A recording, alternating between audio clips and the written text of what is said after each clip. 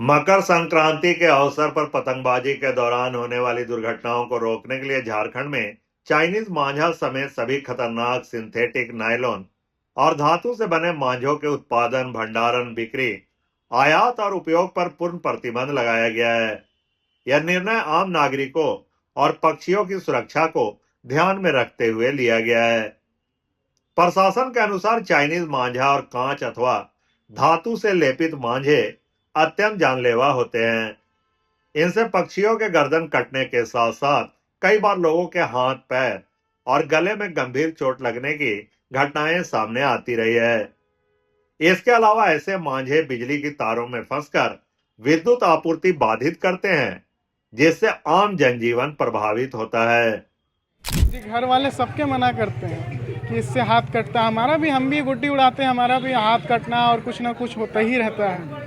तो इससे दिक्कत तो बहुत सारी दिक्कतें हैं। तो अगर सरकार इसको बैंड करना तो चाहती है, लेकिन सरकार के ही कुछ लोगों के कारण वो अच्छे से बैंड नहीं हो पाता है। अगर सरकार चाह ले तो सरकार 5 मिनट में इसको हटा सकती है। मतलब कि चाइनीज की सामान को हिंदुस्तान में चलन बंद कर देना चाहिए, क्योंकि हमारे इंडिया में, जैसा कि सबको जानते हैं कि हमारे इंडिया में थोड़ी गरीबी ज़्यादा है और चाइना आइटम क्या है कि बहुत कुछ रेट में सस्ता पड़ता है।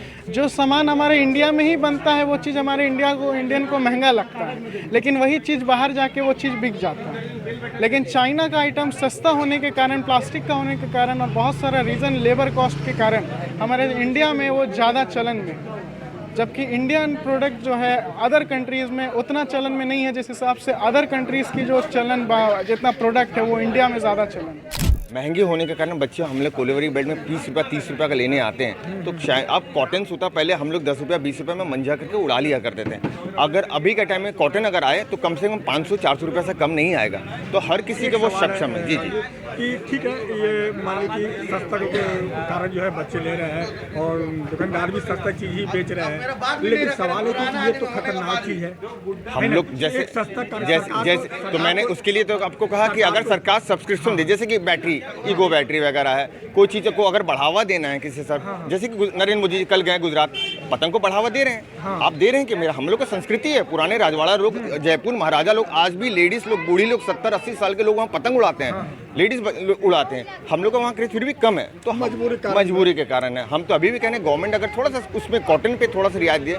बरेली में आज भी बढ़िया बढ़िया कारीगर जो कॉटन है बनाने वाले हैं, उनका भी रोजगार खत्म हो रहा है। तो अगर इस पर ध्यान दे तो ये बहुत अच्छा कल्चर, हम लोग का पुराना समय 200-500 साल से ये कल्चर चला आ रहा है और चलाना चाहिए। नहीं लग रहा कि अभी नए ज़माने में जो पुरानी चीज़ें हैं वो धीरे धीरे लुप्त होता जा रहा है? लुप्त तो मैंने पहले भी कहा है, इंटरनेट, मोबाइल, बच्चे अब ऑनलाइन, बच्चे के पास समय नहीं है, पढ़ाई का पर फोकस ज़्यादा है, अपना कैरियर बनाने पे फोकस ज़्यादा है।